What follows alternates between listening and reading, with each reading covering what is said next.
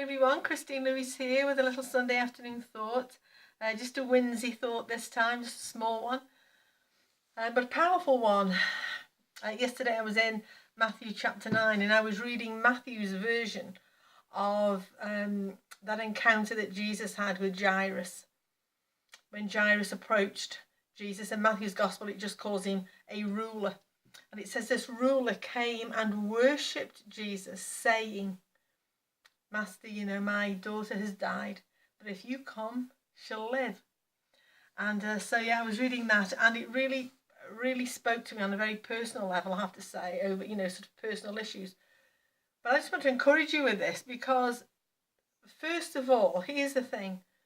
This man, this ruler, came to Jesus in his pain. He came with, with real hurt, pain in his heart, and yet Matthew describes this as worship. And it isn't that the pain was worship necessarily, or the heartache was worship. It's the fact that he brought this pain, that he brought this worship, that he brought this pain, this heartache to Jesus. And in the bringing it to Jesus, expecting and anticipating that this one, Jesus, was able to make right the cause of this pain, Matthew called it worship. He came to Jesus worshipped him, saying. And so I just want to encourage you today that if there's pain in your life, which, let's face it, there very often is, this side of eternity, there's a day, the Bible says, when he'll wipe all tears from every eye, and, all pain and suffering will be gone. But, we're not there yet. So if this is you and you have some kind of pain going on in your heart, know that you're not, a faithless Christian when you take it to Jesus. No. When you go to Jesus with your pain, that in and of itself is an act of worship, taking it to Jesus. How beautiful is that, people? And, and the Bible goes on to say that having taken it to Jesus, and the Bible says that Jesus then followed this ruler to his house where his daughter was. And again, another powerful encouragement that when we go to Jesus with our pain, worshipping him with our pain, that Jesus follows us to the point of the pain. And, our focus is always that we are the followers. We follow him. That's what a disciple is. We follow him. But when we take this, the hurts of our lives to Christ, that Jesus will follow us to the point of pain.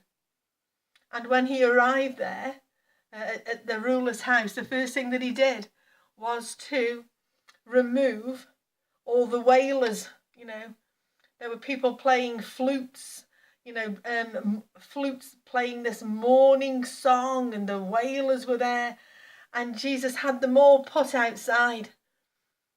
These wailers, this, if you want to sort of spiritualize it, this demonic choir, this demonic orchestra was keeping death in. And so Jesus, having followed this man to the point of his pain, had to remove that demonic orchestra. And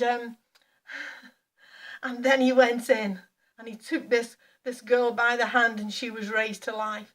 And I just want to encourage us today with this to me, which is a very powerful thought, and say very personal too, very powerful thought, to understand that when there is pain and hurt in our world, take it to Jesus. Don't let's keep talking about it, to ourselves, to others, moaning and moaning and moaning, calling to us this demonic kind of orchestra, this demonic, sound, this wailing sound, keeping death in.